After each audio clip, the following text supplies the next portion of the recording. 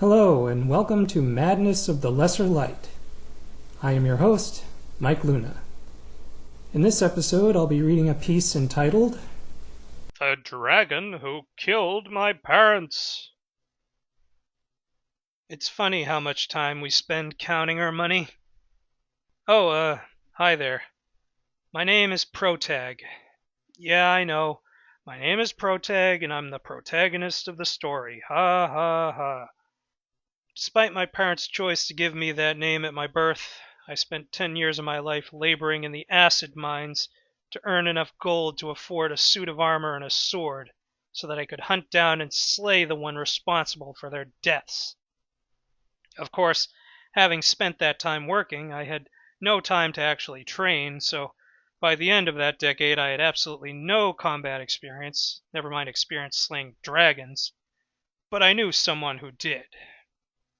Her name was Sleia. Yeah, I know. But in her case, it wasn't her parents' choice to name their daughter that. In fact, no one really knows where she had come from.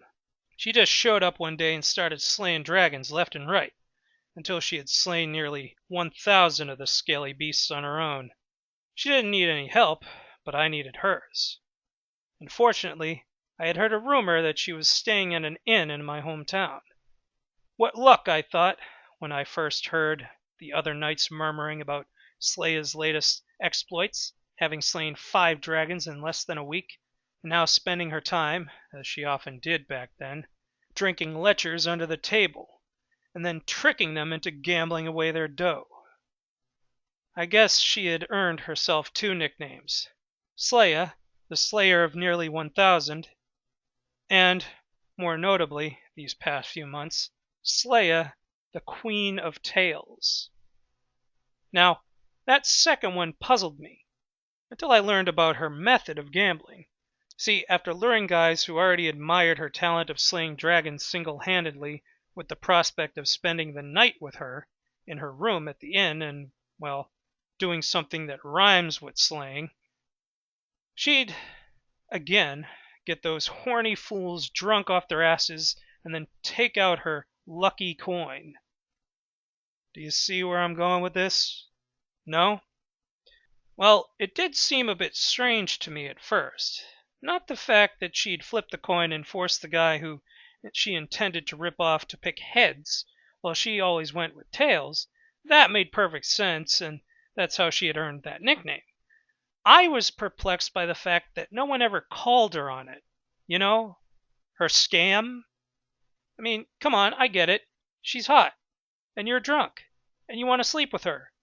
But how stupid do you have to be to not realize what I realized almost immediately when I walked over to the table where she was sitting, saw her flip the coin, and noticed something as that piece of silver flew up into the air. It had tails on both sides. Jesus Christ, really?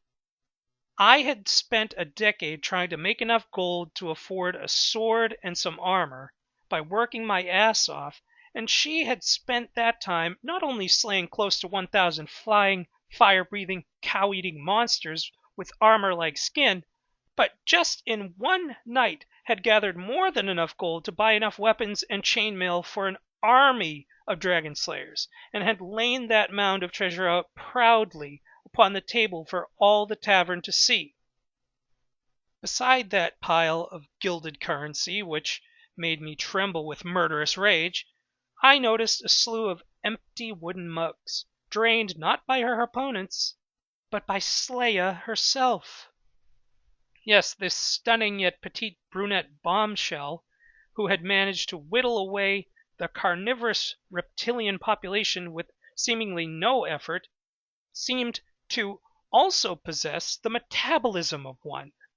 The eyes of the men surrounding her looked glazed over as they slurred their speech and bumbled around, but her gleaming emerald eyes and borderline nefarious smile, as she told those chumps to pay up, indicated to me that Sleia was perfectly lucid and perhaps even concocting another scheme.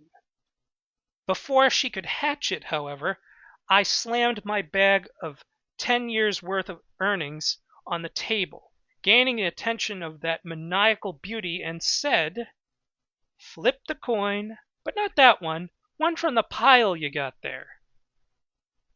Sleia stared at me, realizing she had been found out. Or perhaps not. It doesn't matter, because she pointed a quivering finger at the silver instrument of fraud and said, "But this is my lucky coin."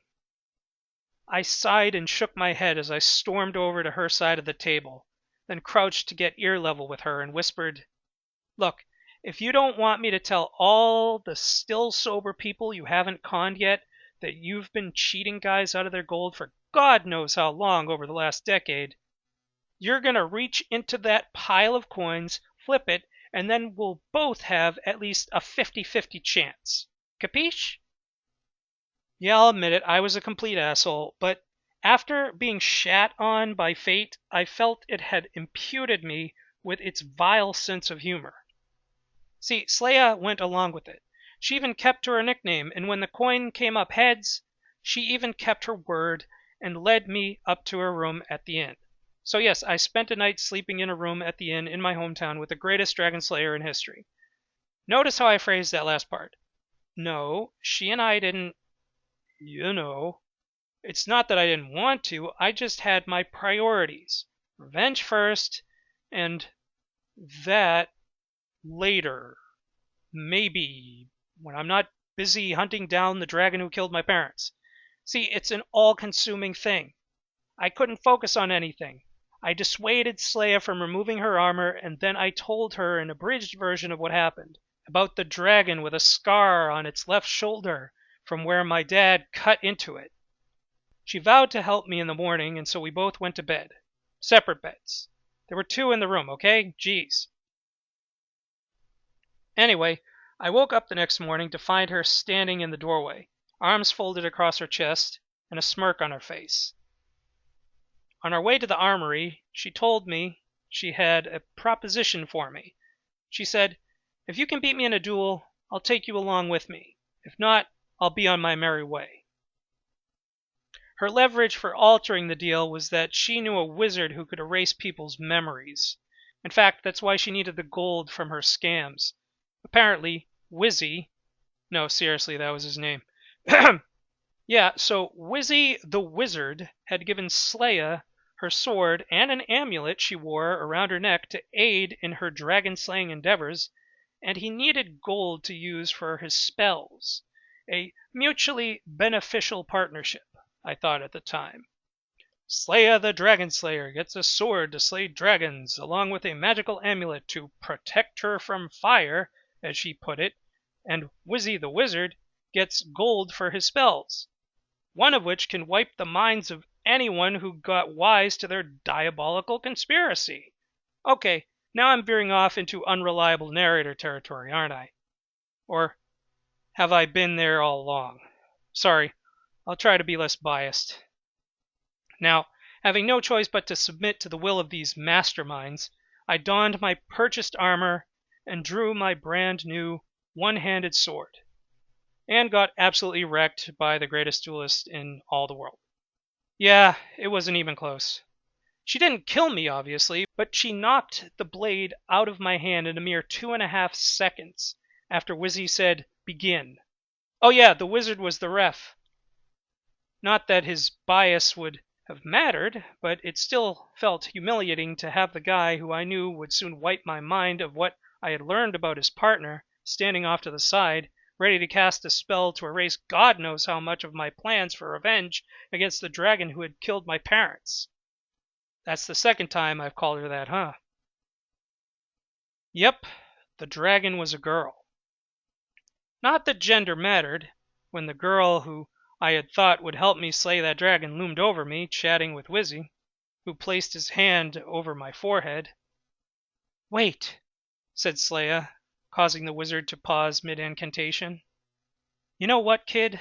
she said to me, pushing Wizzy's hand aside and smiling. "I think I'll take you with me anyway." Really?" I said, unable to believe the mercy bestowed on me. That disbelief a stark contrast to the emotion I felt when Sleia and I, having then traveled together, slaying 4 dragons and bringing her total up to 998, and having been invited by the king to stay at his castle the night after a banquet to celebrate her inevitable jump to 1,000, stood in a guest room with a single bed and glanced at each other, neither one knowing how to react? Yes, we had spent a lot of time together, sitting by campfire in a cave at night, with the corpse of its scaly former occupant lying on the floor beside us, while we chatted about our past.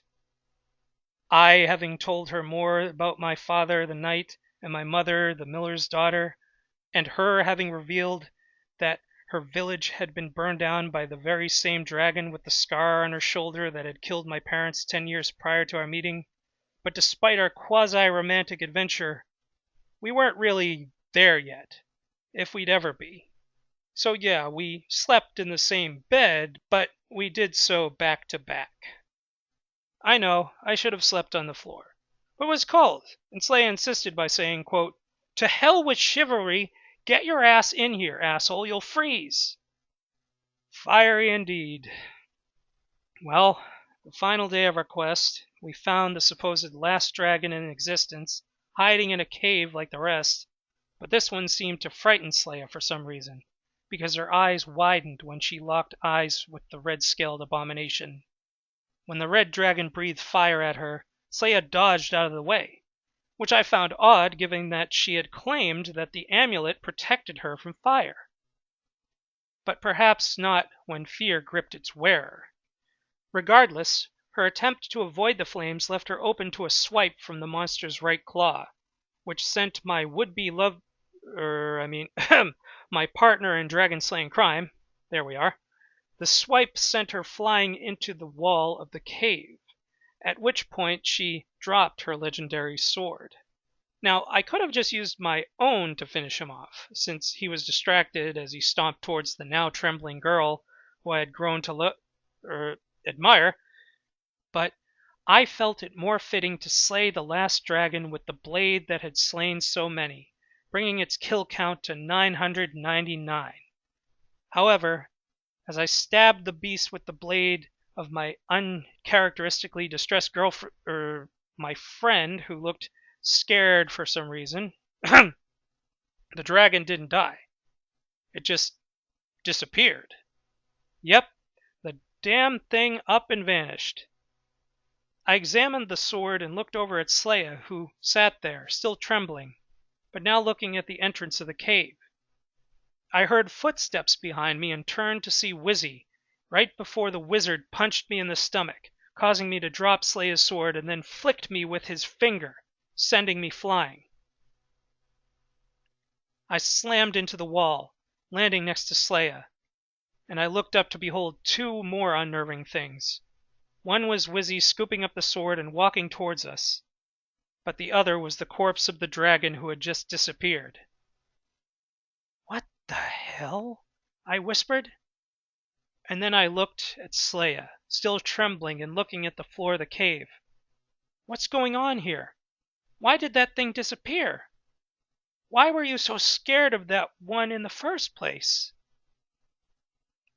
"He was her husband," said Wizzy, causing my blood to run cold. I gulped and stared at the wizard now brandishing the sword, and I furrowed my brow at him. What? "Yes, Protag," said Wizzy, admiring his reflection in the blade he had supposedly crafted. "You see, this sword doesn't actually slay dragons at all. It's designed to teleport them to a remote island off the coast of the continent. I needed to get them all in one place so that I could cast a spell to erase all their memories. That way, I'd be able to convince them all that they're all my servants, and I can use them to conquer the world. That's why I needed all this gold, you see," he said, snapping his fingers and causing mounds of treasure to appear behind him. "With it, I can finally complete my plan, and it's all thanks to you and little Miss Judas here." Judas? "Yes, she betrayed her own kind 10 years ago to this day," he said, crouching down and plucking the amulet off her neck. "When a couple came to this very cave and crushed all her eggs, she was just protecting her babies when she killed your parents, Protag." Sure enough, with the amulet removed, Sleia morphed into a red dragon with a scar on her shoulder. All along I had been helping. No, I had actually fallen in love with the dragon who killed my parents. Sleia looked at me, with her reptilian ruby eyes shining with tears, sniffed, and said, "I'm sorry." "Oh, enough of this," said Wizzy, thrusting the blade into her chest, causing the red dragon to vanish. "And now, my dear boy, I'm sending you to that island as well. My future soldiers are hungry, you see." The wizard laughed and said, "Ah, but don't worry, Protag. Your death, I'm sure, will be quick, given there are 1,000 scaly beasts ready to devour anything tender that gets sent their way. Ta-ta!" Wizzy stabbed my chest. I warped to said island, and yes, I saw an army of voracious monsters ready to chow down. But I also saw Sleia roaring at the rest of her kindred, and keeping them all away from the new arrival. "Don't touch him!" she roared. "He didn't do anything wrong. He was helping me the whole time. I killed his parents, but he had no idea, and I even... Damn it!" The dragon clenched her fists and stomped towards me. "Listen, you little hairless monkey. You were a pain in my ass at the beginning. You ruined my get-rich-quick scheme, and you got wise to my conspiracy with Wizzy. But if we can find a way to stop that magical bastard and save this friggin' world, I'll let you put your sword in my scabbard. How about that?" All of the dragons stared at her, as did I. I knew what she meant, but it certainly caught my attention. Not that I needed motivation to take out an evil wizard and prevent him from taking over the world, but the prospect of making eggs with someone in the morning before either of us had even had breakfast definitely made our aerial assault of Wizzy's castle more interesting. See, Wizzy didn't seem to factor in the fact that all of the dragons could, fly. Yeah, for all his power and knowledge of the arcane and alchemic arts, the magical fruitcake stood no chance against the inferno that his would-be army of scaly minions rained down upon him, turning his castle into a bakery and his throne room into an oven. Lame analogy, I know, but we're nearing the end of our tale.